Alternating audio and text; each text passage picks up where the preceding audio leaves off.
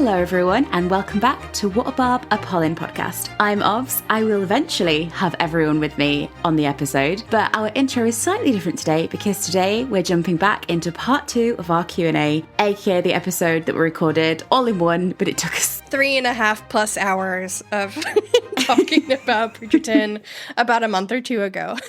I don't remember who we were back then. Yeah. Our opinions have probably changed, but because we sliced the episode in half, we forgot to record another intro, basically. Yeah. So you've got me and Lecky jumping on very late on a Thursday night, well, whatever time it is for you, Lek, to say hello, to ease you back in. Lecky Merrick, how are you doing? I'm doing pretty good. It's been very hot here recently, so I do have my fan on, but hopefully you won't be able to hear it. Yes, if there's any dodgy audio, forgive us. It's very hot where we both are. We're doing our best. Lecky, we might cover this more in our next episode with the others, but you've had a very exciting week. Yes, I actually just got back from seeing The Killers in Vegas, and they did the entirety of their first album and also a bunch of their other songs and a lot from my favorite album, Sam's Town. So it was great. It was super fun, extremely hot. Like, I'm complaining about the heat here. It's extremely hot in Vegas. I sympathize with everybody who lives there. It is a dry heat, but I don't like to live in an oven.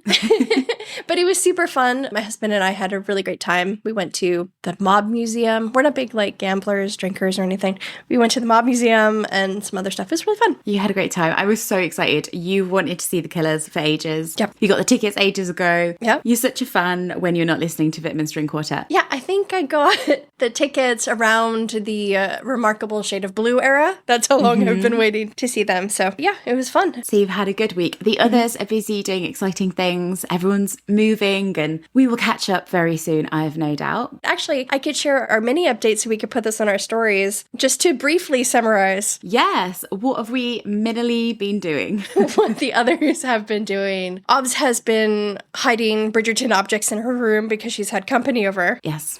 Yes, my friend came over, like one of my best friends in the world came over the other day. Yeah. And I looked around my room and I was like, oh my God. So I had to systematically go around hiding everything. I made a little video. I might share it. Yeah, very funny. Because no one in my life, except you guys, knows we have a podcast. Yep, same. And then Beans, she's been talking a lot about her hatred for geese, as per usual. Still hating on the geese. And Veg had an encounter with a goose and relayed Beans' opinion. So maybe we'll share that video as well. It's been a busy summer. Busy month, hating on birds, confronting birds, seeing The Killers, hiding our affection for Bridgerton. What a busy old time. And as you know, these Q&As have been part of our little summer break that isn't really a break, but we just call it a break to make ourselves feel more relaxed. I did go on a trip. I haven't gone on a trip since last summer, I think, because I've been very busy. So yeah, that was really, really, really fun. Yeah, you're feeling revitalised, ready to get back into it, Lek? Yes, kind of.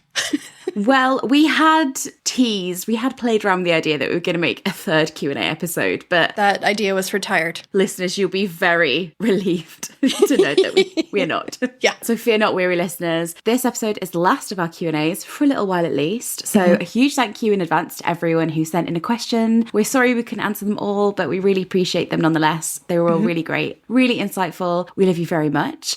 And as for what is coming up next for the podcast, well, here on the pod, we're getting ready to begin our season 3 rewatch. We say that as if we haven't just pushed back the recording for another week because we're not, in fact, ready. Yes. It's like the old Luke Newton story from many crumbs ago when he was like, you are not ready. Yeah. And we're like, no, we're not ready, actually. Yeah. So just as we're thinking about beginning our season 3 rewatch, we're getting into a gluey frame of mind, as Book Hyacinth would say. Next episode is going to be a little bit different. It's just going to be me and you, Lek, hanging out together. What does that have to do with glue? That, like, I'm stuck to you like glue? Like, you are stuck to me like glue. We are in this. But we're not talking about the book or even the end of the show. What is the glue reference? We're just feeling a bit gluey. We're feeling gluey. There's horses involved. He fell off of a horse. They're galloping along. Well, that's dark. That's dark. The horse interrupted them with the Medea scene. It's basically Animal Farm at this point. All right, fair enough. I just wanted to, bring the book into it a little bit. But I was like, glue? God forbid I try. But yeah, Lek, it's just me and you next time. Again, I say this as if we didn't record it ages ago. We've already recorded this. Yeah. And basically what we're going to do, we are going to be preparing for the rewatch by ranking the season 3 episodes before we go into the rewatch. And then later on, once the rewatch is done in many, many months, we'll come back and see how we feel. Right. So in advance, everyone, get your own rankings ready because we want to compare notes. And we think we'll have some opinions that controversial opinions for sure. Controversial, even within each other. I've already changed my mind completely on what I said, by the way, in that episode. Absolutely, completely changed. You know what? I was rewatching one of my favorite episodes, and I was thinking, yeah, she's going to change her mind on this one. Yeah, I watched it the other day, and I was like, this is my favourite episode. Can't believe what I said about it. But spoilers. That's all to come. But for now, you're here with us in the rest of our Q&A. But of course, Lecky Marique. Do we have some breaking crumbs perchance? Well, as I'm sure all of our listeners will know by now, there has been a huge update in what some might say has been the greatest mystery of all our time. It's a bittersweet week here on the pod because we finally have the answer to a question that has been asked many, many times, and by no one more than Beans. And so for the very last time, take it away, Beans. Hello, there is Sophie Beckett. Have you seen Sophie Beckett? I'm looking for Sophie Beckett. Hey, I'm looking for Sophie Beckett. Now, where is Sophie Beckett, bro? Don't you know? I can't see I'm really looking for Sophie Beckett anywhere. Can you tell me where she is? Sophie Beckett gone? I don't even really know who she is, but I'm looking for her. I don't even know who she is, but I'm looking for her. Maybe not the last time we'll use that sound effect. I'm sure she'll come in handy during many a filming crumb, many a promo wait. Do we have an update on where is Sophie Beckett? Yes, dear listeners, Sophie Beckett has been found at long last. Thanks to an article released by Variety, we now know that Benedict's Lady in Silver will be brought to life by Australian actress Yaren Ha. You might know Yaren from her work on the Paramount Plus Halo series, and in 2021, she was named as a rising star by the Casting Guild of Australia. Yaren's casting has not yet been confirmed or officially announced by production or by Yaren herself, so we are looking forward to whenever that might be. I'm sure they're planning something special. In the meantime, though, welcome to the family, Yaren. Fans have been waiting for such a long time for Sophie Beckett, and honestly, Yaren is just perfect, and we couldn't be happier to finally know the identity of the mysterious Lady in Silver. As for Benedict, good luck. If our own search for Sophie was anything to go by, you'll be in it for the long haul, and we will see if Beans is free to help you with your search. I'm sure we can get her to give him a hand. I don't even really know who she is, but I'm looking for her. Lucky, someone pointed this out, and I thought, how funny. Now that we have Yaren as the lovely Sophie, we now know all of the love interests for all the adult siblings. How strange is that? Oh, that's true. Very exciting. Yeah. Because, of course, obviously we have had our three leads so far, but then we obviously know now Yaren. Yep. We have Philip cast waiting in the wings since season 1. Of course, we have Michaela and John cast. Very exciting. So we're all good to go. It's going to be a very, very, very, very long time before we're sat here asking the question, where is Gareth? Yeah. Maybe we can get Beans out of her retirement to make us a sound effect for where is Gareth and when's the wedding? Yeah. Are we on the way to the wedding? 2046. We cannot wait for you, season 8. In other news, Bridgerton has been nominated for Best Returning Drama at the National Television Awards. So UK fans, this is your call to action to go and vote. You can vote online at www.nationaltvawards.com. It's a .com, not a .co.uk. Anyway, with voting closing midday on September 11th. Mate, I just pull together the crumbs. I don't organise the domains. Only UK fans can vote, but it's a .com address. Very interesting. It is, but the rest of you can watch along as we vote. Yeah. Oh, do you know what is up for an award? What? The Traitors. Oh no, I can't vote. I'll vote for you. I can't vote. Thank God it's not the same category. Who would you vote for, The Traitors or Bridgerton season 3? There's a question for Lecky to answer, honestly. Ooh, that's a hard one. I have gone through so many of the international versions of The Traitors. The Norwegian one remains my favorite. I think it's season 2 of the Norwegian Traitors, for Raider, or however you pronounce it, is so good. So good. Great television. If you're a Redditor, there's a subreddit called The Traitors Archive, and they have like the international versions with subtitles, and it's so good. Highly recommend watching The Traitors. And then back to our Bridgerton scheduled programming. Sorry. I'm sorry, but the way your voice just took it, like, you were so excited, and then you just went, oh my God, traitor! But back to Bridgerton. Have we beaten it out of you, Lex? No, I love Bridgerton. I really like social deduction games. If you play board games, I really like Secret Hitler, things like that. Traitors is very much in my wheelhouse. Very fun. I'll vote for you. Don't you worry, Lex. Thank you. But back to Bridgerton, perhaps. Unless you want to turn this into a Traitors podcast, I'm available. I have some opinions. No. Speaking of the show, as if we speak of anything else except for Traitors. Bridgerton also shared a really hilarious compilation of Claudia Jesse's best bits from promo. It's chaotic and wonderful, and it makes us so excited to imagine how the promo tour will be for Louise's season. I'm sure it's going to be just chaotic. So go check that out if you haven't already. In an update that fans will be thrilled to hear, Jonathan Bailey has confirmed in several interviews that he will be resuming his role as Antony for season 4. Yay! During his appearance on the Happy, Sad, Confused podcast, a lot of emotions there, he said, "I think I've got my date set. I've definitely got a couple of weeks set for this year." Johnny also spoke of his excitement to see Luke Thompson take the lead, saying that Luke is going to blow people's socks off. There's so much to look forward to in terms of where they can go with the world and how they can change elements of it. Luke's gonna be amazing. No doubt. Speaking of the changes in the world of the show, Johnny also said, "It's interesting to see fans' responses to shifts in the adaptation, which for me is actually sometimes quite upsetting to see. The way they've changed the gender of Michael Sterling to Michaela Sterling, which I think is brilliant and is exactly what should be happening." He also said of the show, "I understand what it's like to love a world and the characters that you fall in love with. It's specifically about a family, and not only that, but I just love everyone there." I think what Johnny said was really important, and I also feel that just, as a reminder, it always pays to be kind. So please try to be kind to the actors and the cast and the crew who bring together this show that we love so much. Yeah, so much work has gone into it. Yeah. Over years and years and years. We all love the show and channel that love straight back into those who've given us the world. Yeah. And I think we discuss it in this section of the Q&A as well, but we are excited for Michaela Sterling. Definitely. We may have some bones to pick with the way they introduce that storyline, but we are very excited, and so please be supportive of the cast and crew. Be kind. Absolutely. And of course, our lovely Johnny Bailey. He's always very busy.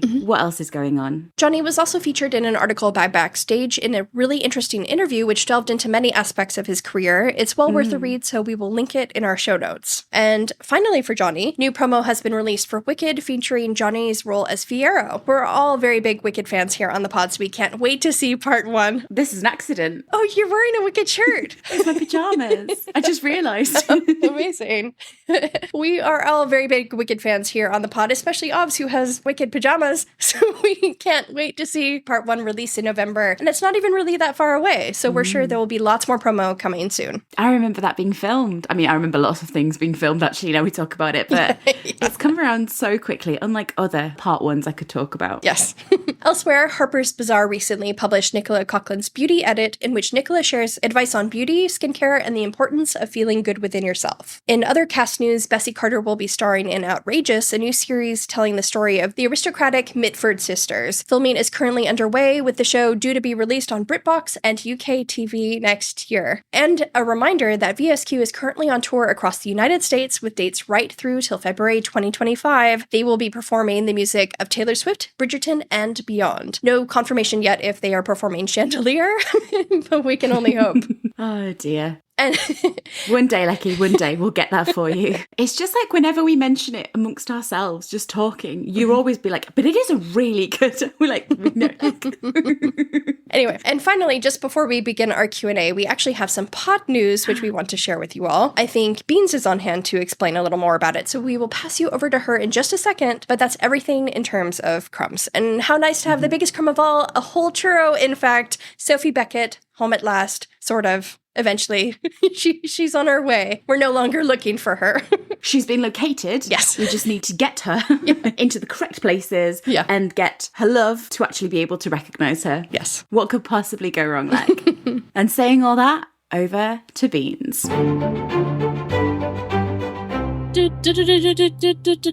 Hello, Beans. Good to see you, my love. Good to see you too. Lecky tells me you have a little pod update for us. Care to share? All right, ladies and gentle friends. So, it has come to our attention that we have a podcast. And by having this podcast, a couple of people have asked us over the past year and a half, really, which is crazy to think about. We've had a podcast for that long. They have asked us if there's any way that they could support us or anything, and we have always said no, because we haven't ever really had the time to, even think about. We've been quite busy. Yeah, quite busy with season 3. I'm telling you guys, there were periods of time where we were simultaneously editing 2 episodes for 1 week. crazy town. So we don't really have the time to think about ways in which you guys could support us if you would like to. Now that we've had our break. And it's the off season. Yep, and we're heading back into the wilderness weeks and we have time to calm down. We have decided that we are opening a Patreon. Yeah, we're opening a Patreon. And it's a little bit nerve-wracking to do so, but here we are anyway. Something we realized in this year and a half of having a podcast is that if you want to have a fairly decent podcast, just decent, I'm telling you, barely above good, it still costs money. It's crazy that these things cost money. Listen, I know that my audio has been terrible sometimes because I've just been lazy and was like in the process of moving, but sometimes I'm just very lazy and I'm like, I'm just gonna hop on Zoom, you guys figure it out, which is really funny for me because my job is audio. Which is always fun in the editing.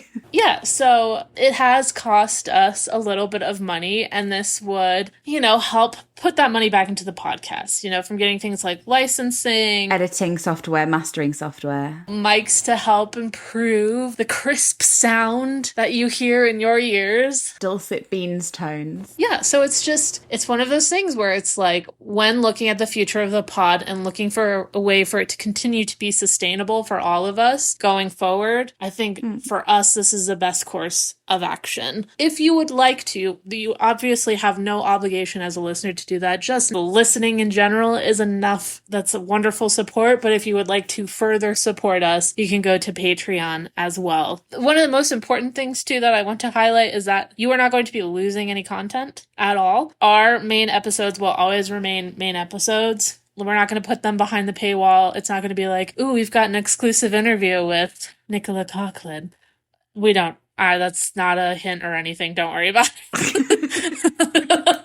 But, we would never put any potential interviews that we have in the future or any episode rewatches, rereads, things like that. None of that is going to be behind a paywall ever. We're hoping that the Patreon will be a space as well where we can sort of engage a little bit easier. Yeah. And have conversations, get to know people a little bit better. Just something, again, we've been asked about in the past, but we haven't been able to really do because we've just not really had time to. So, as you're saying, we'll be over on Patreon should you so wish to join us. It's just an additional space for people who want to talk more. And speaking of that additional space, let's get into the nitty gritty of it all. So far, we have 2 tiers. Do you know them, Beans? No, I don't. I think I know one of them. The first one is What a Fellow Traveler.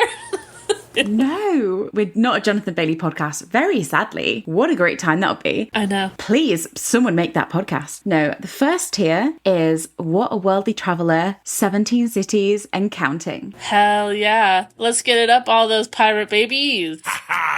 So if you'd like to become a worldly traveller, you'll be the first to hear any pod updates, any news about upcoming episodes, things like that. Also, we're going to have some fun polls, some games that will unravel themselves as the episodes go on. And that'll be $3 a month. Yes. And then our second tier is What a Pen Pal. And if you'd like to become a pen pal of the pod, this will have everything that the Worldly Travellers do, but you'll also have some bonus content. We'll always have an episode discussion post for our new episodes. And then we'll also have some fun bonus things along the way. It will vary from month to month. Sometimes it'll be blog posts from me. Sometimes I don't know, Beans, I'll put a microphone in front of you and you can talk about lemon tarts. Yeah. And you'll somehow make it about Polin. Well, speaking of lemon tarts, I mean, that might be a hint for the future to come, but there might be like a recipe of the month. We'll figure it out. If you would like to join us, we will be over at patreon.com/whatabarbpod. And if you've got any questions, let us know. Thank you for everyone who's still sticking around. We know we're in the wilderness weeks. We know things are super quiet. Yeah, thank you, everybody. We love having you here. Well, thank you, Beans, for a little pod update. All the information will be in the show notes. But I believe we've got some questions to answer. We do have some questions. Yep. Mm-hmm. And I think we go straight in with like Virgin Colin versus Rate Colin. Give your opinions. Oh my God. If you guys are ready for something so intense. It's a jarring transition. Oh, one question we did get, which we didn't answer. If you could direct any scene, if you're directing your vision, what would it be?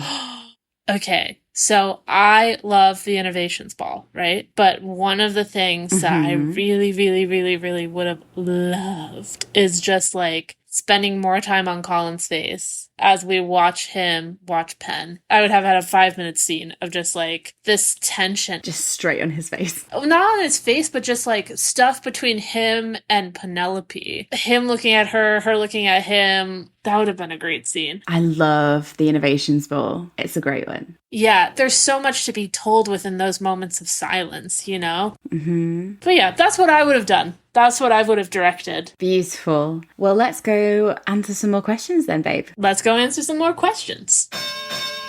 Quite a few people said, what do you think about the revelation that Colin was originally imagined as a virgin for season 3, but he was changed to a rake? Or at least someone who had sexual experience. I think they could have told a very similar story without making him a rake. And he didn't even necessarily have to be a virgin, but the brothel reshoots, I feel like, weren't needed. Yeah. We were just talking about the scene with the Toxic Lord Squad. Right. His inability to enjoy that second brothel scene, that moment with the women in the brothel, I feel like you kind of sense that he's already in deep. Just by that scene with the Toxic Lord Squad, you didn't need the second brothel scene. And the first brothel scene, I also don't think you needed it. I almost would have liked the journey more if he came back and he kind of was this more pompous version of himself, but you realize that under the surface, he was still insecure without actually seeing him try to make up for that by sleeping with women. I don't want to get too lost on this because we'll theorize it about another time, but following on from that, Potato Tisha said, what do you think is the backstory on the Contessa? And we will maybe come to this in our episode 1 rewatch because I think that's when like the crumbs are most prevalent for that backstory. But I think the Contessa was someone who he met on his travels, and I've seen it compared to like a Mrs. Robinson situation. Yeah. Which I think she was an older woman or like a more experienced woman, almost like Tilly,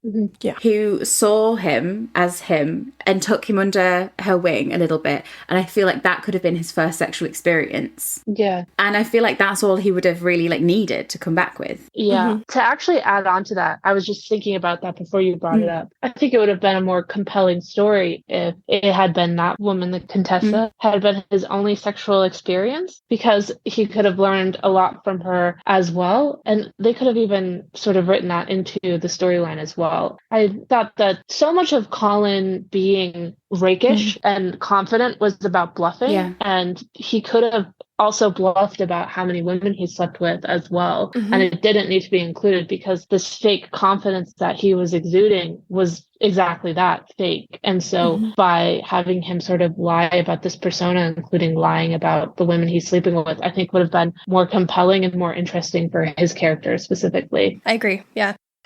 A really quick one to answer. Cass BP229 said, what book do you think Colin got Eloise? It drives me crazy not knowing. He says it's a rare Bavarian text. I don't think it's real. Did you do some Googling? No, I just watched the episode. Bavarian women's rights? Hold on. Popular. Well, no, it's a rare Bavarian women's rights book. Women's 1815. rights, 1800s. History of women in Germany. I'm on the same Wikipedia page like you. Let me see. When were they alive? I feel like it was a small independent press that he got it from. Yeah, maybe. Oh, yeah, did he go to bloody Bavaria? Oh, I don't know. I didn't think he'd gone to Germany. What was he doing in Germany? Why was he in Bavaria? Maybe it was a bookshop in Paris. Maybe he went to Shakespeare Co. Okay, so I looked up rare Bavarian texts, and the first thing I got was 1719 rare Catholic demon exorcism prayers from Bavaria. That was it. Cass BP, there's your answer. Was it a female exorcist, maybe? Do you know, like when you pick up a book but you don't really read it properly, so you just assume what it is? So he like saw it and he was like, this will be great for Eloise. It looks just like the kind of thing she'd like, and it's this extreme view about demon possession. It's like I was inspired by that to done painting that I did of you. Yeah, so there's your answer. Rare Bavarian text that probably doesn't exist. About exorcisms. Just a couple more on Colin. Dancing Arab said, why was the cut hand scene the flashback for Colin before he ran to the ball? What did it mean to him? I was thinking about this during my rewatch, and I think it's because when the glass case that keeps the flame on or whatever, that's when it breaks and makes that flame susceptible to go out. And in that scene, it does go out. So I feel like that's why he flashes back to that scene in particular. We kind of see a lot of shots of clocks throughout part 1 and such. And I feel like that's just showing that time is running out. And that's when time maybe really started to begin to kind of Peter out and made their relationship vulnerable to falling apart, because that's when he starts to teach her to be able to attract other men. Kickstarting the situation with Devlin is what I was thinking. I like that it's a moment that came before the kiss. That feels kind of significant, that it's a moment before his realisation with the kiss that he goes back to. And obviously it's the same room and everything like that, so he's like seeing ghosts of her almost. But I feel like it's this, what you have with Colin. And Broccoli78 asked, why does Colin hesitate before he lets Penn help him when he cuts his hand? And I think it's to do a lot with his vulnerability and him opening up to Penn and allowing her into this vulnerable moment, which I feel like the hand cut is. You know, he's been made vulnerable by her reading his journals, and then this moment where she tends to him, and it's that physical connection that they have as well. Definitely not the first time he's touched her, but it's a big significant moment that I think he feels moved by when she takes care of him. Yeah. And she shows him that affection. Yeah. And also maybe temporarily a lack of trust, because she was going through his things as well. But I also like the idea of that's the first time where the flame between them becomes vulnerable, because that's the start of her potentially falling for somebody else. And then just a couple more Colin ones before we head on. Isabella username said, why is Colin surprised to see Anthony and Kate the night before his wedding? He was like shocked. He was like, Kate and Anthony in this house? Surely not. I was surprised too, because the wording of the dialogue in that scene was kind of weird. It was like he didn't expect them to be in the home. Do you know what I mean? It was kind of odd. What are you both doing here? I didn't think I'd see you until tomorrow. I feel like that might have made more sense if he said, what are you both doing up? Like they should be in bed. But I mean, they live there. Maybe he just means, I thought you'd be asleep. And the last Colin question, Ali Needers Love. As a de facto head of the Featherington house, how do you think Colin is going to run the estate? I think he is going to be like, I need to do something to help the Featheringtons out. Sign me the fuck up. This is what I was born for. Yeah. I think it's going to be like Colin always needs to have a little project is how I think of him now. I was like, yeah, he needs a hobby. Yeah. I think he'll be fine if like Penn runs things, you know? I think there will sort of just be an equal divide of how they do things, especially after everything that happened with Cressida. I think that was a moment that he realized he can't just do all this on his own, and he doesn't need to. Maybe not everything he suggests is the best way to go. Like marriage is a partnership. Yeah. So I think it'll be an equal thing, but I do think he's going to have that little housewife husband approach where he's like, oh, you know, I'll go pick some flowers today or something like that. I think that would be cute. He takes it all really seriously. Bless him. I think he'd be great. I think it's what he's wanted for a really long time. Yeah. I think he's felt so lost in his family. Yeah. He's always wanted, he loves his family, but I think he's always wanted his own family, and he loves taking care of people, and he often needs to be taken care of. Yeah. But I think him having to look after them, and I think it'll be funny to see, and I want to see Portia clash against him because that'll be hilarious. Yes, yes. Let's move on to Miss Penelope then. Oh, a lot of questions about Penn's letter to Violet. We freeze frame it. You can kind of see her like apologising for bringing it on their family, can't you? So I feel like she's just, look, Violet, I'm really sorry that I slagged you off for naming your kids alphabetically. Apologies. It was a compliment, actually. In actuality, that was a stroke of genius. Moving on. I'm Lady Whistledown. Yeah.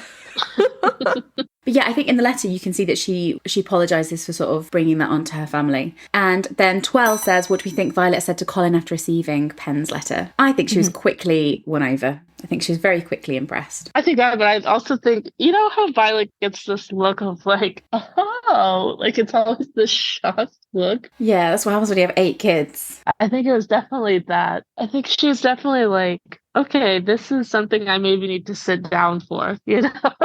Yeah, I think, doesn't he say that to her as well? Yeah. Some tea is her go-to. Yeah, I think she'd get a cup of tea, and then I feel like she would start asking what the plan is. Yeah, I think she'd be on board really quick. Yeah, because we've seen Violet sort of in action in the first season, right? Like get Lord Bearbrook basically ostracized from society. So like, you know, now that I think about it, it would have been interesting to see maybe how Violet would have reacted, especially having maybe her in on it with Portia as well, because I think that could have been a really powerful and funny moment between the two women to devise this plan and come together and like be like, okay, how are we going to come together as a family and everything? I think that was a missed opportunity. Or even just a moment where Portia comes over and Violet invites her to sit down and have a cup of tea, and they both are just processing their troublesome children. Yeah.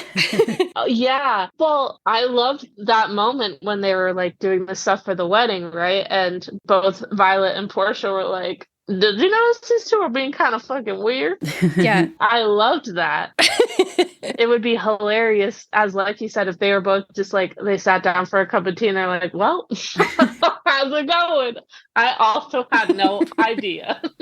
I feel like the Bridgertons would have reacted fine because by that point, Penn is part of the family and they protect their own. They're always in fucking scandal. What's new? Yeah. I think she should have just figured it out pretty quickly about how she felt and just focused on the main game. Yeah. You know what would have been even funnier now that I'm thinking about it? If, like, you know how Penn brought Portia into the room and Colin was like, why are you here? And whatever. And Penn was like, oh, he knows, to Portia. And then she said the same thing about Elle. It would then be hilarious if Colin brought Violet into the room and was like, don't worry, she knows. And that's Lady Whistledown. Yeah.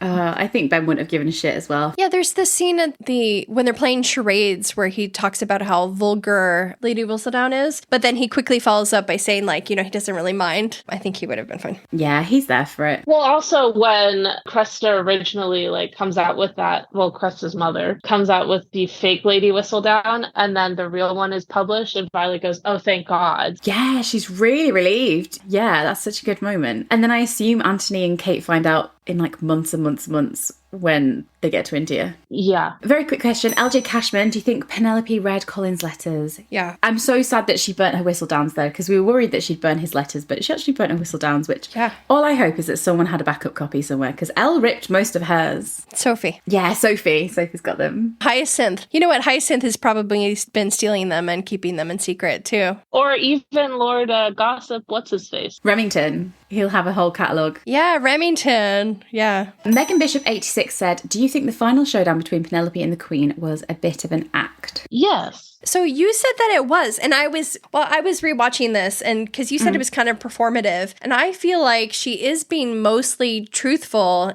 in that scene. I feel like she is sharing her real opinions and being vulnerable to the Ton. Oh yeah, I agree. The only part I think is performative is at the very end when she turns to the Queen and makes her plea and tries to express that she's repentant. That's the only part to me that seemed performative. I think that Penn had already confessed to the Queen by the time that she had gone up there and talked. Yeah. But she asked the Queen specifically if she could address everybody on their own, which again, it would have been such a good and compelling bit to have more of that scene in the show of Penelope and the Queen having this. Yeah. And I think having a moment between the two of them. Yeah, you know what would have been cool is if they had intercut her speech with a private audience between Penelope and the Queen. Oh, smart. And then you have a contrast of the performative in public versus the confessional in private, a really interesting tension between the two. Yeah. And I think it just came down to timing, honestly. I feel like that's part of the reason why those letters were sent out was just because of timing within the show. There could have been, but there wasn't enough time to do something like that. She did say that the letter came earlier that week, but yeah. I don't think it's an act in terms of what she says. I think what she says is 100% true, but I think her delivery is calculated. Yeah. I agree with that. She stands up there and because she reverts her voice goes high again. And I think she's 100% truthful in what she's saying, but putting on an act to appear supplicant. Yeah. Maybe a little bit. But I also think she needs to present herself as, if she goes up there and is cockily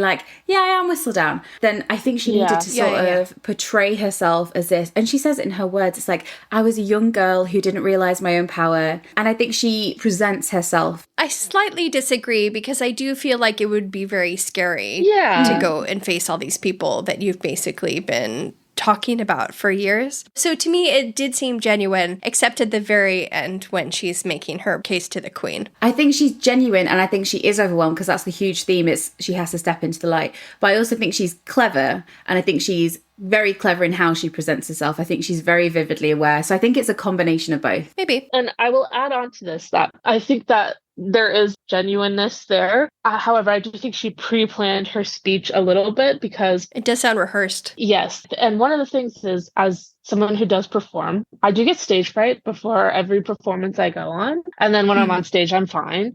I don't know if Penn gets this, but I get the pre-performance poops. It's where you just have to poop. I don't know. Well, you should have also asked Nicola Coughlan Page 80 on your phone. Yeah, we're now deep into the reputation set. Did Penn use the bathroom before her speech? Do you get the PPPs, the pre-performance? But yeah, you're always a little bit nervous. And on that note, before we move on, I found another Bavarian rare text that Eloise would have gotten.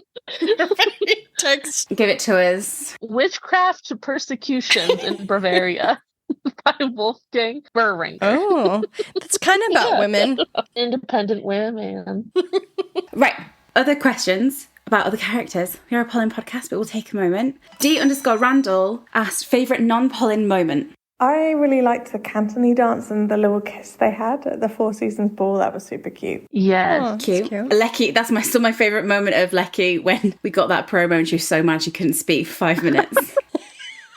Beans? There's a couple. I mean, obviously I loved anything with Portia and the Featheringtons outside of Polin. Mm-hmm. And then I also, and I've talked about this before, but I was just so bummed that we didn't get more of Kate and Anthony in the actual season, because I loved the moments of Kate like running around the house and planning the party and stuff like that, and Anthony just being sort of, you know, like a happy dog, basically. Anthony during charades was funny. Yeah. Snow, a ghost. Any Finch scene, because I was rewatching the end of part 2 today when Philippa and Prudence have that moment at the bug ball where Prudence, she thought the bugs were actually a good idea. Sweet. You see Finch in the background and he looks like really like relieved and happy for Philippa before he asks her to dance. So maybe that scene. Mm-hmm. Well, that leads on to another question by Lisa Zamorska. Our favourite non-Polin character this season. Is it universally Finch? Yes. I love Finch. I think it's Finch. Legend. I'm going to give a shout out to Hyacinth as well. I loved Hyacinth this season. Loved Hyacinth. Ina AGP, sorry if that's wrong, said, do you think Eloise is a good or bad friend? I think she's a good friend who is young. Yeah. I think at her heart, she is a good friend and she tries to do right by her friends. Cressida is an interesting one. Yeah, all complex female characters. Yeah, I think she's young and has a lot of learning to do. As I always say, life is not black and white. It's golden. It's full of nuance and gray areas. So I think that Eloise and Penelope have both been good friends to each other and bad friends at times. And I think throughout the season, when originally, like, there were multiple times where people said Eloise was annoying, and I just didn't feel the same way. I love Elle. She's just flawed. She's flawed for sure. And it was very clear, even in the first part of the season, that she still cared deeply about Penelope. It's just her feelings were hurt. I love that storyline. Yeah, and she came around, but I wish, again, we'd had more of Eloise's coming to and realizing that what Penn did wasn't necessarily terrible. It was flawed for sure, but there was a reason why she did it. But yeah, it was very clear that Elle was still supportive of Penn. She just wanted Penn to be responsible for her actions, which I know that is a little bit hypocritical, but humans are hypocritical. That's just how it is. So I don't think she's a bad friend. I think that there are times where we want to help our friends or where we think that we're being helpful and we're not. And it doesn't mean that she does dislike her or she's bad. It's just, you know, people are different. Lecky? I would say that she's not necessarily a bad friend, but there are moments where she is a bad friend and that she makes mistakes, or there's moments where she's selfish, which makes sense because, you know, we're human, we all make mistakes, and we have moments where we're selfish and we're thinking about ourselves or projecting onto other people. And I feel like Cressida even teaches Eloise that, because she assumes that Cressida is the one who spread the rumor at Austerley, and it was Eloise because she wasn't paying attention to her own actions. Yeah. And then later in the season, there's that moment where Penelope and Eloise are speaking after Colin has found out about Lady Whistledown, and they're holding hands, and Eloise like lets go of Penelope's hands, and it's kind of like, you have to deal with this on your own, basically. Yeah. And I feel like that is a moment of selfishness that we saw from Eloise, where it's not necessarily that she's a bad person, but she made a choice there that kind of reflects negatively on her, but that doesn't mean I don't like her as a character. If anything, I feel like that was the writers kind of setting her up for her season, showing that she is this flawed person that needs to learn from her mistakes. Yeah. I think her two issues can be summarised as she doesn't have enough self-awareness. Right. And she doesn't listen. Yes, exactly. And there is that hypocritical part of Eloise that's like, well, women deserve to have, you know, autonomy and independence. And then her friends are doing it. And she's like, well, that's not what I meant.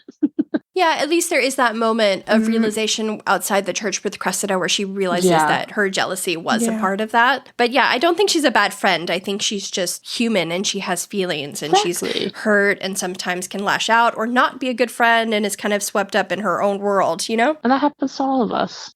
Ros Dufty says, what do you think about Eloise moving to Scotland? Do you think she'll be friends with Michaela? I think she'll get to Scotland with all this enthusiasm about seeing the world and then she'll realise she's in Scotland and there's nothing there. Regret.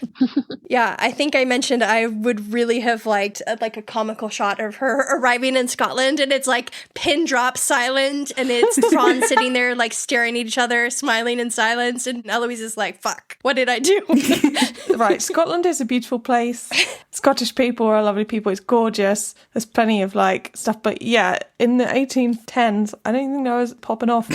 Well, doesn't he say that they're in a complete remote place? Yeah, they were in the Highlands somewhere. She can't change the world that much from Scotland. But I think she'll be friends with Michaela. Yeah. I think also, just to quickly move this along, but I also think that could be, with Scotland, there not being a lot in Scotland, it could be the catalyst for her starting to actually start communication with Philip. Right. Yeah. Yeah. Correspondence.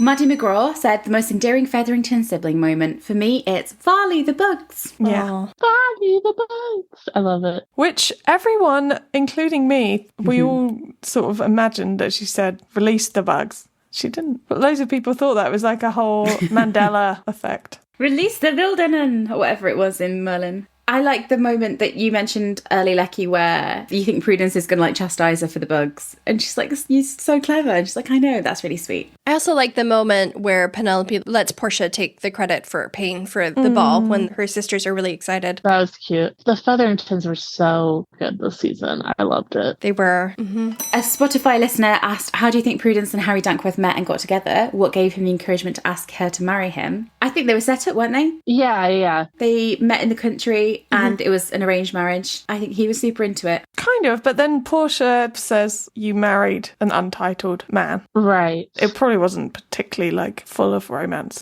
I think it was like the best that she thought they were going to get. Or the romance was on Dankworth's side and Prudence was just like, oh, right, this again. Yeah. And how did he ask? I like to think that he probably made a bit of a show of it.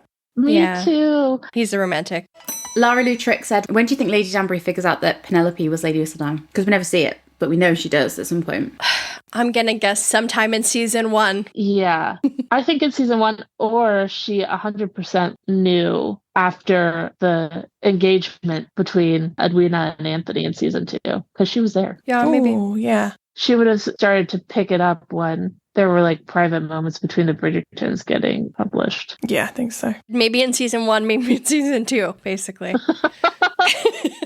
I think she knew by the start because, you know, the Four Seasons ball, the Queen asked, like, who's she? And Lady Danbury really, like, quickly is like, it's Penelope Featherington, but never mind her. And I feel like that's her sort of, like, guiding the Queen away from her a bit. Yeah. Tanya asked, did you like the Violet Marcus plotline? Sure. Yeah, I did in the end. I think they're going to get married. Yeah, because I don't think it's over. I don't think it's... No. I think Marcus is going to be in the next season as well. Yeah, that's just starting. I think what they're trying to do now is like truly set up a world. I mean, they already have, but like having more characters outside of the Bridgertons and Danbury and the Queen lasting throughout each season. And so I think we're going to see Marcus again.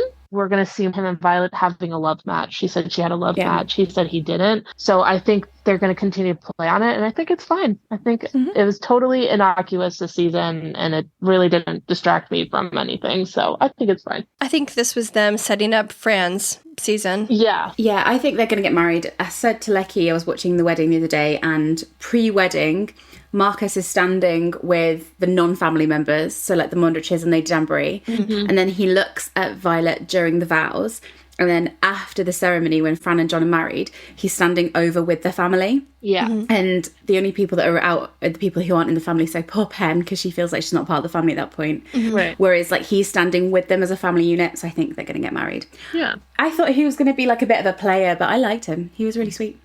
Sophia GS5, do you like the change from Michael to Michaela? And someone else asked, why didn't they show Michaela being more interested than Fran? And I think that sums up my reaction. I don't mind the change from Michael to Michaela, but I bloody wish we'd seen that Michael classic moment of us seeing Michaela instantly fall for Fran. Like, That's it exactly. it drives me insane that we didn't see that. Yeah, same. And I think I sounded ambiguous when I commented on it before. So I just want to clear up. I like, as a concept of Michaela being a woman, I absolutely love it. She's really hot. I think that whole storyline, if it's done well, is going to be amazing. Yeah. And I'm really excited for it. But yeah, I think we've all got a similar issue of like, it's a shame that they had Fran kind of negate what she'd been building through the season of not needing that passionate love to have a good love with John. Yeah. With her sort of disappointed look after the kiss. And also in the book, it's kind of Michael who's the one who's pining and has a love at first sight. I agree with that. Yep. Sarah DeGaulle said, what relationships would you like to see explored more? For Sarah, it was Jen and Penn. Yeah. I would say I would have wanted more Colin and Anthony, but I think just with the filming difficulties, I think it wasn't possible. But also Colin and Benedict for me. Yeah, they didn't really get much time either. Yeah. It was interesting that Violet was the one who sort of helped him realise we were picking which sibling we thought it would be. Yeah. But it ended up being his mummy. Yeah, it was Mama. And Cindy Morrissey said, was that really Fife at the Polin wedding? Now, when I tell you we sat and analysed this frame by bloody frame, it is not. No. I think it's an actor who looks similar to him, but it isn't Fife. Right. I don't think the Lord Squad got invited to the wedding, which, fair enough. Jacqueline091 said, what's your opinion on what happened to Debling? Do you think he's an ice cube right now? Oh, yeah, he's dead. He's dead. Well, yes, he's dead now in 2024. No, he's dead in 1824. No, don't kill him off. I'm sorry. We know the facts. You can't pass through the North Passage and live to tell the tale in those days. That's true. And Bridgerton is known for its historical accuracy, isn't it? Sam Phillips alluded to maybe him being back in a future season or something like that. So he miraculously survived. His expedition falls through. Maybe he gets word that all the great Ox have already died. Yeah. There's no reason to go. I thought you could be like already saved, but... I mean, realistically, he is probably dead. Yeah. He's probably just the singular season character that we get every season. I would like if both he came back and Cressida came back and they ended up together. Yeah, I want them together. They're so great together. Especially because Lord Debling tells us he's not looking for a love match, he's looking for a practical match. So if he eventually falls in love, that's right up my alley. I'd like a good love story. Yeah. Let's see him fall in love. Yeah. Marriage of convenience. Okay, let's dig into some of the deeper Polin storylines. I sort of like categorized them, and I had a category called Happier Days, and I only had 2 questions for it. Okay. Great. Kelly TL said, when was the first time Penn told Colin that she loved him? Was he surprised to hear it? It was at church, wasn't it? Yes. Yeah. And I think it's so interesting because I think so much of his insecurity came from him laying it all out on the table during the carriage scene and then after. And her withholding. And I think as viewers, we kind of forget the impact that has because we know that Penn loves him. We've had it made so obvious for 2 seasons. But he doesn't know. Yeah. He's a clueless boy. All she really said in the carriage was, I'd like to be more than friends. Yeah. And it's like, okay, does that mean friends with benefits or like what? And you're like, oh, well, she slept with him, but this is also the person who asked him for a kiss and then seemed to be not affected by it after they kissed. So he is reeling. I think that what they could have done in the show to make that more big for us as an audience is really, really played into having a very dramatic orchestral background. Because if she said, I love you, and then it goes on to Colin's face and there's this sort of blooming spring orchestral sound in the back, that would have given us this like, oh shit, like, you know, he's happy. This is a big moment for him. It's a huge moment for him as well. Yeah. I think he still has doubts, even. Maybe. I think he harbours doubts the whole way through because it's such a heartbreaking moment. I think Luke Newton plays it really well. During the reveal scene, he gets so upset because he's like, I knew there was something wrong. And I think even when she confesses her love to him, he obviously still knows that there's something, because there is something that she's holding back. Yeah. And he says to her, like, I thought it was me. Yeah. When you watch all of those scenes together with the view of he feels there's something wrong and he thinks it's him, that he's rushed her too much, or that she doesn't feel the same, or that she's in it for different reasons, it's heartbreaking. You know what? I'm looking at my happier days section and the other question wasn't happy. I put it in the wrong place, so there was just the one question. Just the one. Just the one question. Okay, now, right. Some questions about the Lady Whistledown reveal, the entrapment, the wedding, all the good stuff that makes us feel so happy inside. Brittany Renea said, how do we feel about Colin following Penn and finding out about Lady Whistledown instead of her telling him? And Nettie007 said, did you like the Whistledown reveal? I feel like in an ideal world, she would have told him. Yes. But I think we all knew that it's the nature of the show. It has to be dramatic. Yeah. It was always going to be a case that he was going to find out. Right. I think what we found difficult was like when he found out. Yeah. Well, we kind of predicted that would have happened. We thought that he was going to follow her in a carriage and find out that way. And so it did happen as we predicted. After a ball, yeah. Yes, yeah. We thought his reaction was going to be a little bit more subdued, but upon reflection, I think that kind of shock, especially for someone that we've learned had such disdain for her at the beginning of the season, especially because he's struggling so much with his confidence and security and stuff like that. I think that was an appropriate reaction to have based off of his own feelings. Not necessarily something I agree with, but an appropriate reaction nonetheless. Yeah, I agree. I think it's proportionate to the point that they're both at. Yeah. How do you feel about Colin saying, I'll never forgive you? Was it throwaway? Yes. Was it a lie? Did he change his mind? Yeah, it was a throwaway. Yeah. 100% his emotion. I've said shit like that all the time. It's like what I said going back to your journals and stuff. Oftentimes people go to journals to write down things and then later they are like, oh, upon reflection, I don't agree with that. Like we say things, especially when we're in situations where we're shocked, we're unprepared, whatever. We just react rather than thinking through that situation. And those are oftentimes when maybe the worst things come out of us. Right. And it's sometimes hard to believe when you're also the person on the receiving end of that. Like, oh, they said this to me. This is how they really feel. But sometimes you are just saying things that are mean as a way to protect yourself as well. Yeah. And Colin literally does that. Yeah. In 208. Yeah. He literally says, I would never dream of courting Penelope Featherington. And then he goes and does it. Like, it's almost like a parallel. Yeah. Well, I think having watched the season today, like just in prep for this, episode 1 is so useful because I think what has really struck me is we spent so much time thinking that, God, what Colin said in 208, like you say, Veg, like has this massive ramifications in the season. And then ultimately, like, it really doesn't. Right. It like has ramifications for like episode 1 and then it never comes back. Like Penn genuinely forgives him and genuinely moves past it. Yeah. Whereas what actually resonates so massively in this season is what Penn writes in the Whistledown in episode 1. Yeah. Like that has the biggest impact, like when you watch it all together. Yeah. It's kind of more realistic as well. It is, but it completely destroys his sense of self. And I think what he says at the end of that episode is, I'll never forgive her. And what he says here is, I'll never forgive you. Because I think in that moment, he's so bewildered. He can't even see Penn in that moment. He sees Whistledown. Yeah. Okay, so one of our friends compared this to their first meeting of him being knocked off the horse. Yeah. This is him almost being knocked off his feet again by the revelation that Penn isn't what he thinks she is. Right. So like the first time he meets Penn, reorders his world. And then the second time he needs to reorder his own world and make sense of exactly what type of woman he's married and what kind of man he needs to be for her and for their marriage to work. Yeah.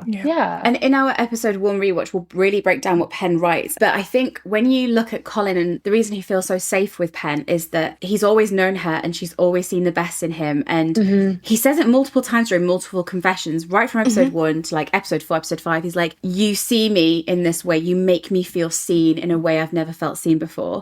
And he loves her so much because he's like, you see the true me and you believe in me. Yes. And when he realizes that she wrote that in episode 1, and the thing is, like, she wrote it out of being upset. Like, she didn't actually mean it. She regretted it straight away, but she was hurt and she was retaliating. Yeah. And he doesn't know that. So he thinks, oh my God, all this time, this is how you've actually seen me. Exactly. Yeah. And I think that's why he has these huge walls up. Yeah, it's ego and it's also expectation. He's always had this expectation that Penn is supportive of him and has always appreciated him and who he is without realizing. And I think that goes for most people in Penn's life, is they all have this expectation that Penn just simply goes along with things because she has to, because that's just how she presents herself. And to see that, it's a discovery of a part of her that he didn't know because she didn't show him. And so both of them are having to reconcile with parts of themselves and parts of each other that they didn't necessarily know and were not expecting either. So expectation plays a huge role in a lot of relationships as well, because we all sort of have expectations for our partner that we don't necessarily communicate with them about. And that oftentimes gets in the way of how we see them as well, because expectations can then be projection as well. Yeah. Alarad said, do you think Colin loved Penn less when he found out she was Lady Whistledown? No. No, it's not that simple. And that's why it hurts so much. That's what he says to Elle. He's like, consider yourself lucky that you've never been in love. Yeah. I think it would have been easier if he did love her less, but I think that's what he struggles with, is that he can't stop. And at no point does he try to either. Right. Obviously, the big key one, Illustrations, said, did Colin mean the entrapment line, or did he not believe it? Was he just saying it to lash out? I think, again, it goes back to what we were saying with I'll never forgive you, etc. I really do think it was used as a way to hurt her. Protect himself. Yeah, hurt her, protect himself, but hurt her in a way where it really drove home to her how much he was hurt. Because that word entrapment had been used against her prior. It's like what Elle did in Yes. 208. She used the same thing that Cressida had said. Yeah. And because she's aware of that history with Marina, and she even played a part in it. Exactly. It's layered. He chose to say that as a reminder of that hurt. Yeah. Yeah, exactly. Again, do I agree with it? No, but also I've been in arguments as well where I have thought about it later and been like, that was inappropriate of me to say. And I said it because I was trying to protect myself. I don't mind it watching back. Yeah. Yeah, same. I totally get where he's coming from. He is so blindsided and hurt, and Yeah. he's trying to like protect himself, and it doesn't work because he loves her and he's feeling everything. Right. I think we fail to realize just how we have been living with this secret, or with Penn, for 3 seasons now. Yeah. He found out after he confessed his love to her, after they're getting married, after he'd made this huge thing to be like, this is the woman I'm marrying. I know all about her, everything. So this was a huge change that sometimes viewers, I think, failed to consider when they were watching it. Their foundation is that they know each other so well, and then it turns out, because the entrapment is so layered, and we will get to it in future, because you could argue that he entrapped her when he sabotaged her engagement and got in the carriage with her. Yeah, bitch. You could say she sabotaged him when she wrote about it in Whistledown and published it really quickly and pretty much sealed the deal. Yeah. No, she's innocent. He entrapped her when he slept with her. I do think in this scene, instead of her asking if he was going to call off the wedding, this still could have been a good place for her to offer to call off the wedding. Oh, yeah. Yeah, I wish that too. Yeah. Well, I think as well, the entrapment is him. It's almost him justifying it to himself as well, like a reason that they're obviously not going to break off the relationship. Yeah. Do you know what I mean? Like, obviously they can't break up because, you know, they're entrapped. He doesn't believe it, but it's him sort of processing it. And yeah, I don't hold it against him at all. Yeah.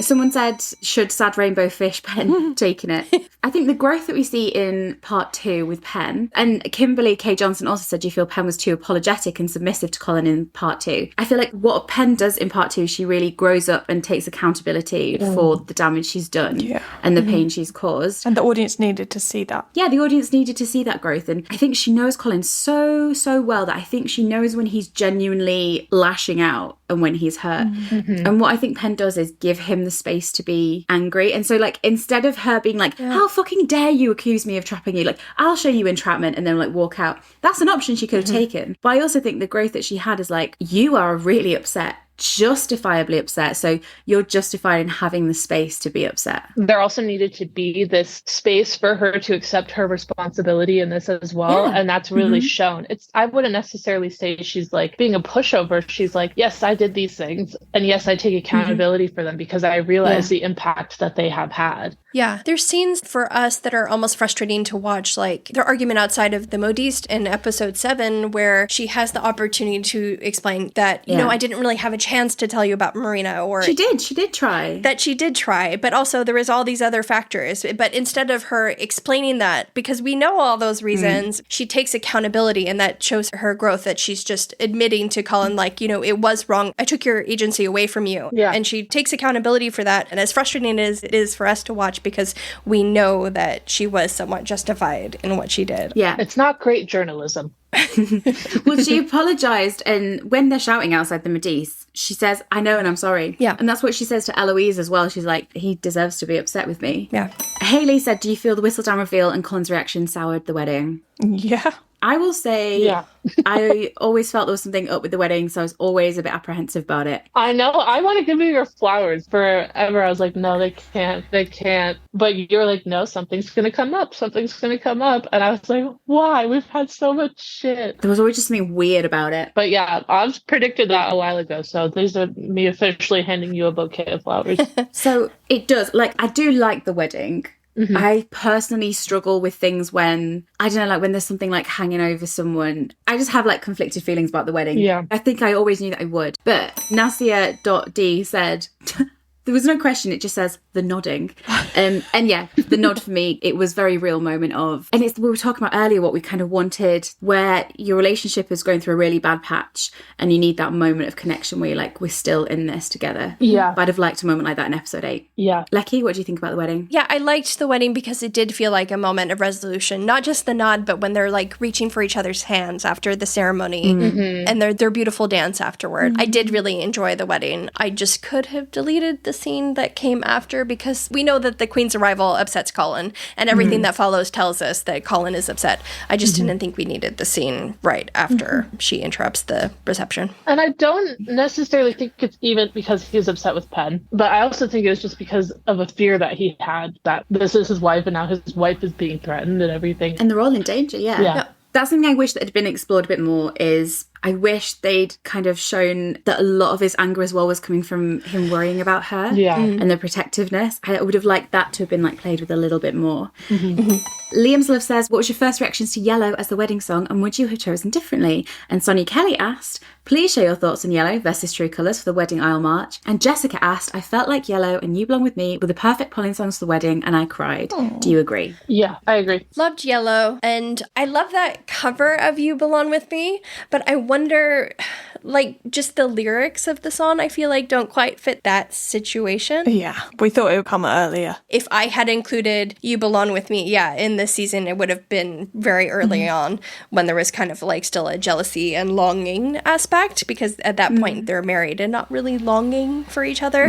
But I do love that dance and it's really beautiful. Speaking very quickly, I found my like unhinged Polin playlist, including the Shrek one the other day. Like I just went over it when I was looking for music and I have to say, I should have chosen the music because, come on, guys.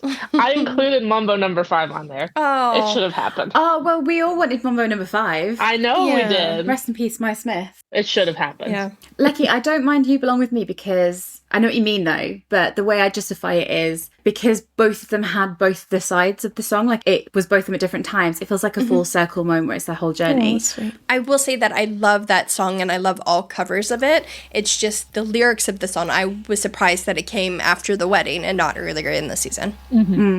Yellow, when we predicted our music last year, we had Yellow as the wedding song, so we were all on board for that. Yeah. And then, of course, tied into the nod, the fact that it's like the lyrics would be, you know, I love you so. That's very sweet that someone pointed out. So, Ray London 87 said, why do you think Colin withdrew emotionally following the Lady Whistledown reveal instead of trying to communicate with Penelope about it? Do you think his reaction is in line with his character throughout season 1 and 2, or did you expect a different reaction? And another person said, what do you think about Colin's conflict resolution skills in general?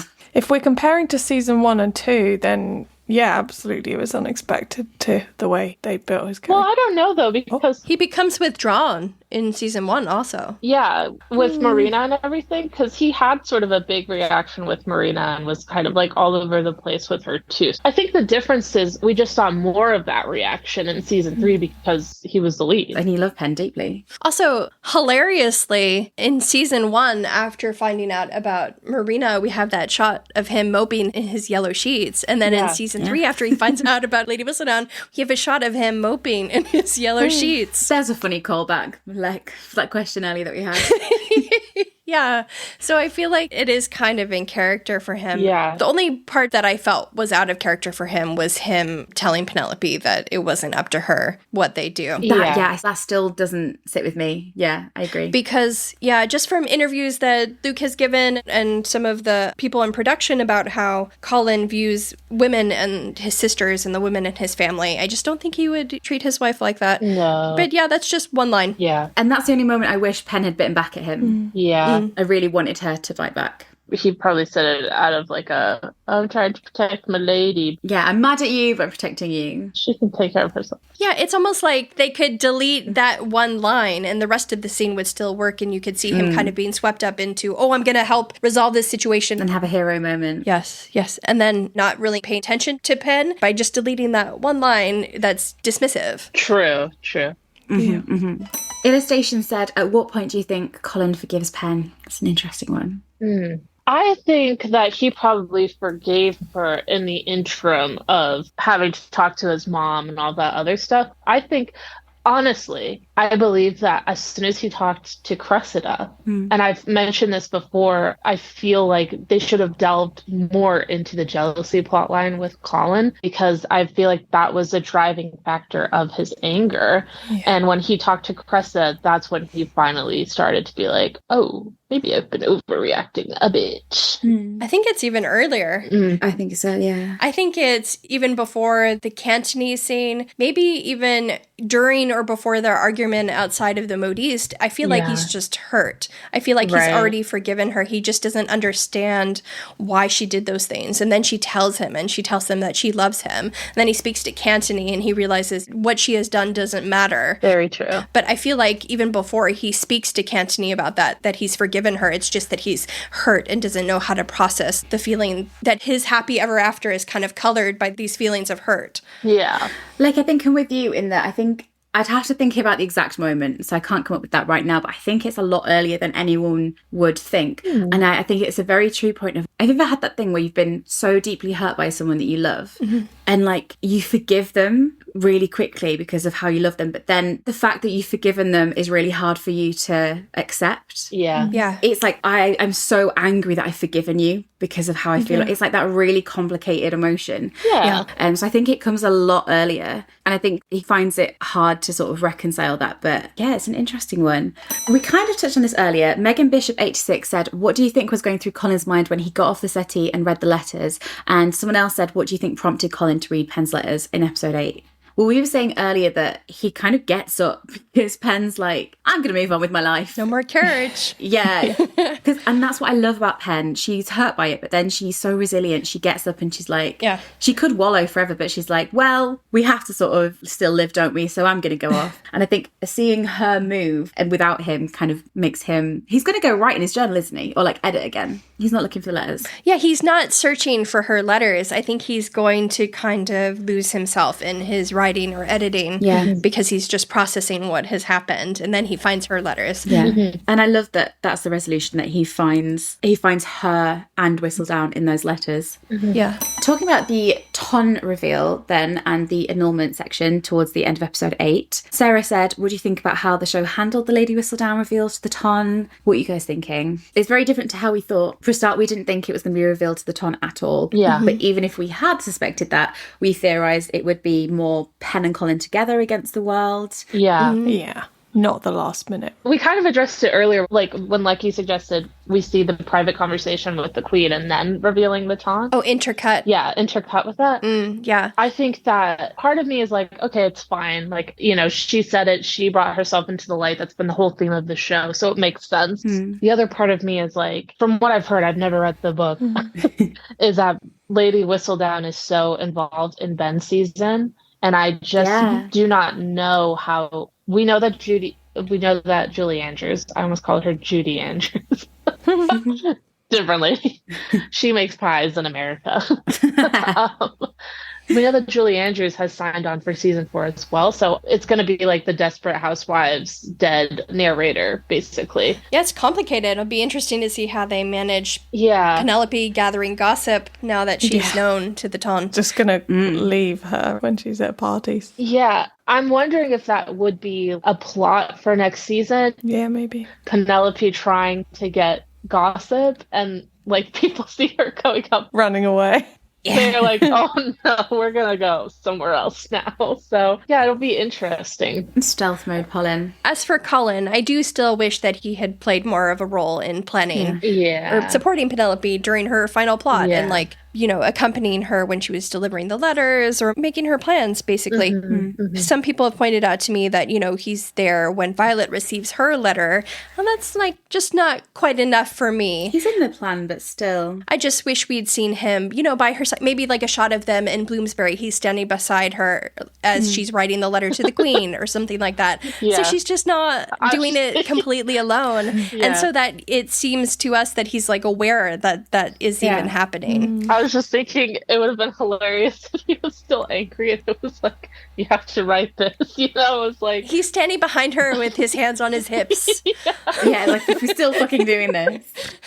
Because the thing is about the reveal to the Ton, it's a great moment for Penelope. And it's a great character moment, but it's great moment for Pen. It's a love story about Polin. It's I feel like that moment is great for being Pen's moment, but it feels like at the end of their season, it should have been a moment with them too. The two of them, yeah. Yeah, it's Polin against the world. It also could have been really fun if they had found a way to keep her identity under wraps together. Yeah. Almost like a heist plot that they carried out at the last minute. They could have resolved things, I think. They could have got the Queen to tell Cressida, shut up, or I'll arrest you. The other thing is, in every season, there's sort of a reckoning with the Queen with each couple, and there wasn't that for Colin and Penelope. And I feel to add on to the idea that, you brought up about the intersplicing the two moments, we could have had them go to the Queen together. Yep. Yeah, I still wanted that. And then towards the end, she turns to Colin, she says, "And what of you?" And then they could have cut it with Colin's reaction to Pen speaking out. Oh, I would have loved that. Yeah. That would have been really good. And then it gives a little speech from Colin where he's I adore her and all of this. And it kind of he gives the speech during the party at the end of the party, but he also has a separate speech. And that's how we know that they've truly reconciled, Yeah.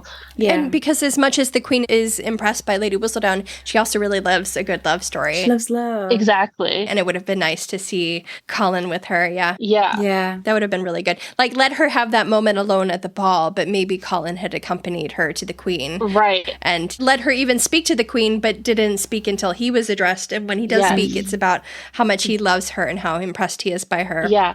And maybe even what they could have done is when they intersplice those two scenes together is Colin could have said something that then Penelope repeats in her speech as well, Oh, yeah. That would have been, I think, a really good moment because it would have included both of them and having their reckoning with the Queen as well. Oh, I love that. Yeah. And then, of course, the annulment comment, people talking about sort of the reaction from Colin, how his reaction was but the Queen's accepted you. Yeah. What do you think? I think he's totally thrown that she'd even bring up an annulment. I think that's so not on his radar that he's thrown by it and he just deflects it immediately.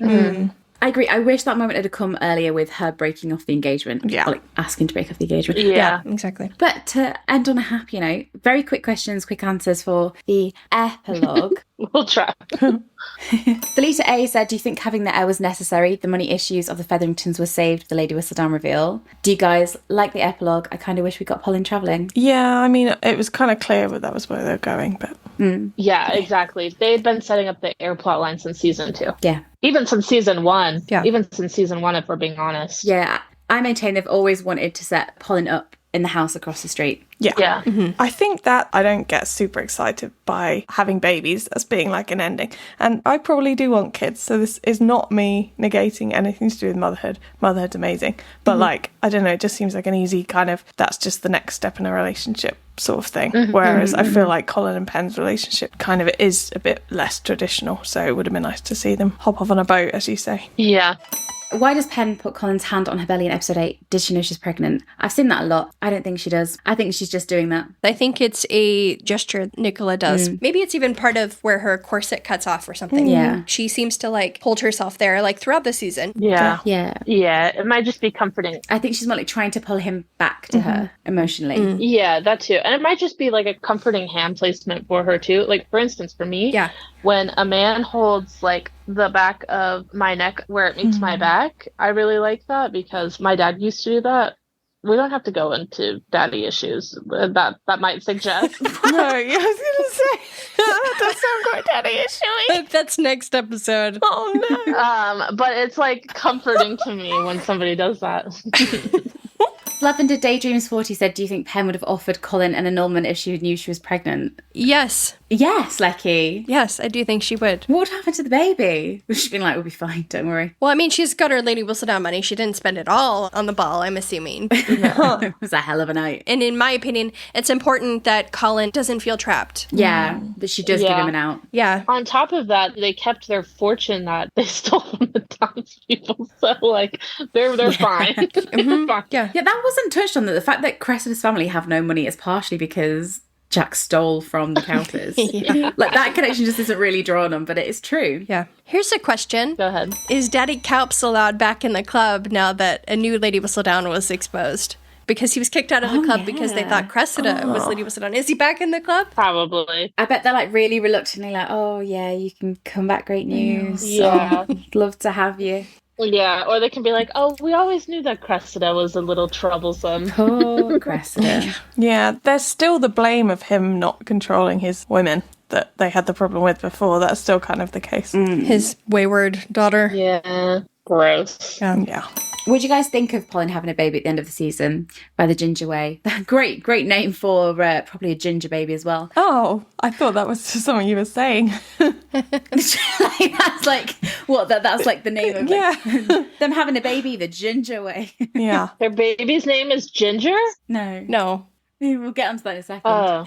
I don't mind it just because they had been setting it up so heavily. Like, obviously, that was the resolution of that storyline. Could they have gone a different route and I would have been happy with that? Yeah. Yes, but it made sense for the story they were telling for it to end that way. Yeah. I agree with Lucky, and I was even going to say that earlier. It's like, because I already knew it was happening, because it had been so heavily implied, I was just like, well, I'm just resigned to accept this. Yeah. All I wanted was write a Pen and write a Colin. Yeah. And if there's a baby as well, fair enough. She'd become a mommy blogger. Yeah.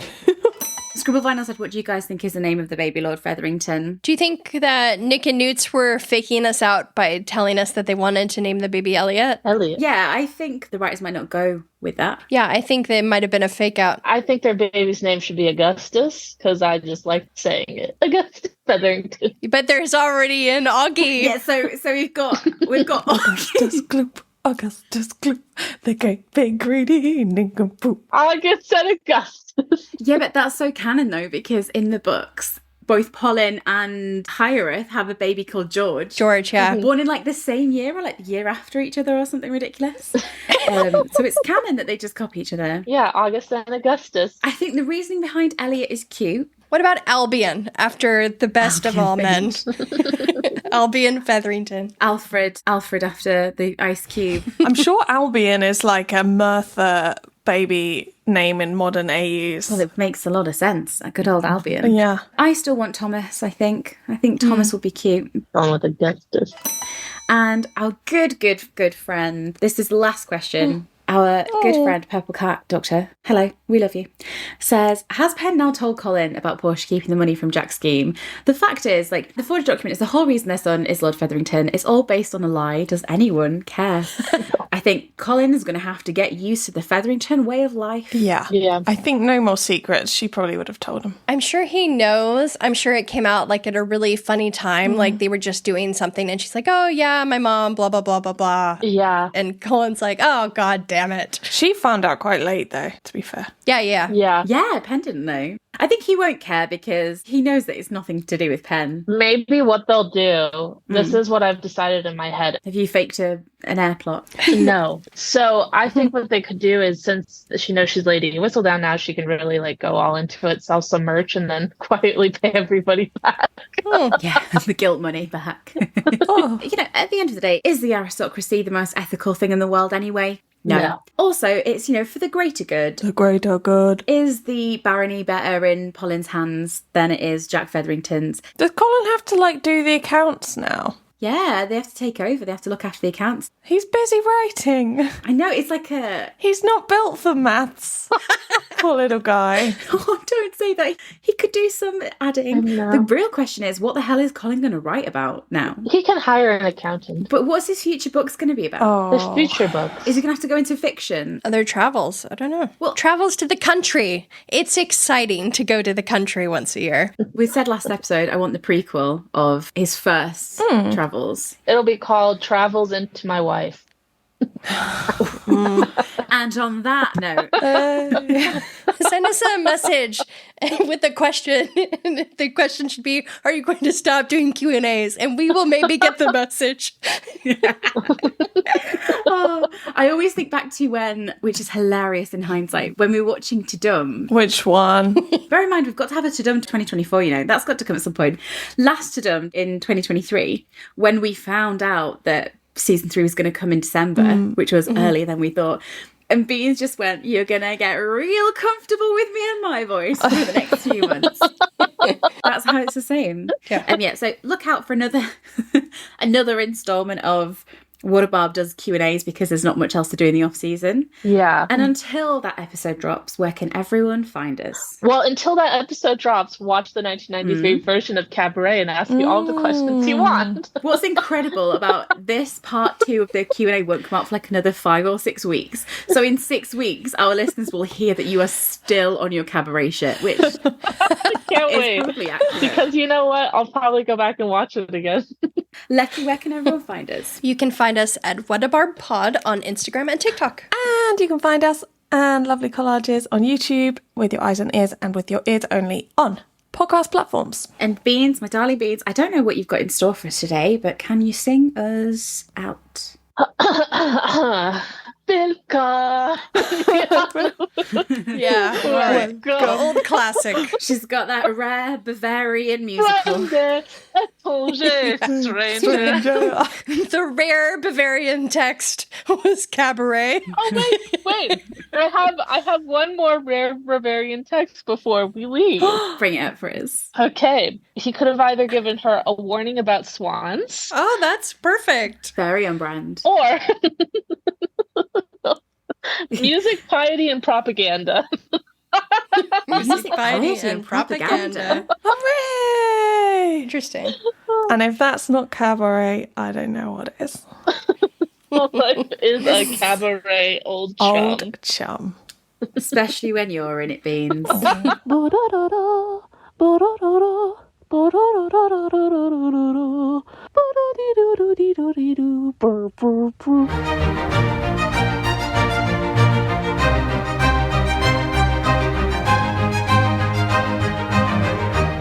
Das violin. Do do do do. Do do do do do do do do do do.